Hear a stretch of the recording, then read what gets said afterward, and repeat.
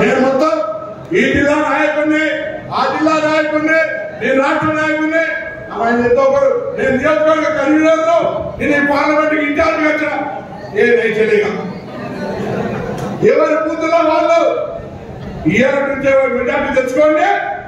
వాళ్ళకు పదవి రాకపోతే నన్ను జిల్లా కాంగ్రెస్ ప్రెసిడెంట్ ప్రణవ్ బాబు అని చెప్పుకుంటాను. దయచేసి అందుకోలో కృషి చేయండి. దాంతో పాటుగా నియోజకవర్గ అభివృద్ధి, రాజకీయ పదవులే కాదు, ప్రజా సమస్యలు అనేకంగా ఉన్నాయి. అధికారంలో మనం ఉన్నాం, తప్పకుండా అర్ధరాత్రి ఇంకో ఏ ఇష్యూ ఉన్నా నియోజకవర్గ ప్రజలకు సంబంధించి సమస్య మీద స్పందించాలంటే మీ గొంతులో ధైర్యం రావాల. ధైర్యం మీ బూత్ మెజార్టీ తోడుస్తుంది. ఆ బూత్ మెజార్టీ తెచ్చుకోవడానికి సమయం ఉంది, కష్టపడండి. భారతీయ జనతా పార్టీ వైఫల్యం ఉంది, టీఆర్ఎస్ పార్టీ గతమైపోయింది, కాంగ్రెస్ పార్టీ ఎలా రాష్ట్రంలో అధికారంలో ఉన్నాం.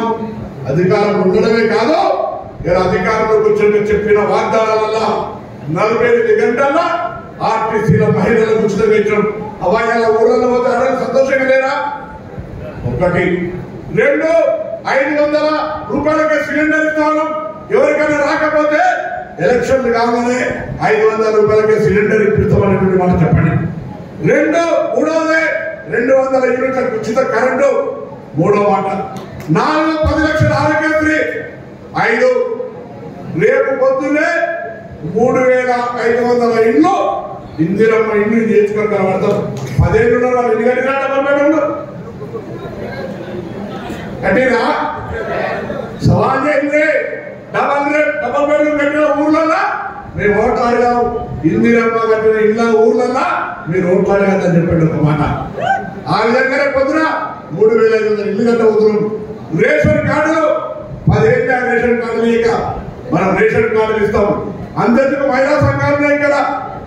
9 ఏళ్ళుగా పావలా వడ్డీ రుణమాఫీ వల్లే ఇలా మీరు ఏ సంఘంకైనా పావలా వడ్డీ వాళ్ళ ఖాతాలో జమ చేసిందా లేదా? పావలా వడ్డీ వాళ్ళ ఖాతాలో జమ చేసినాం.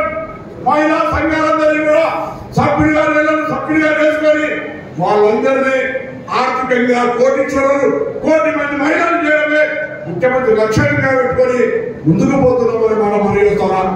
ఇంత కాదు, మొన్న వైపు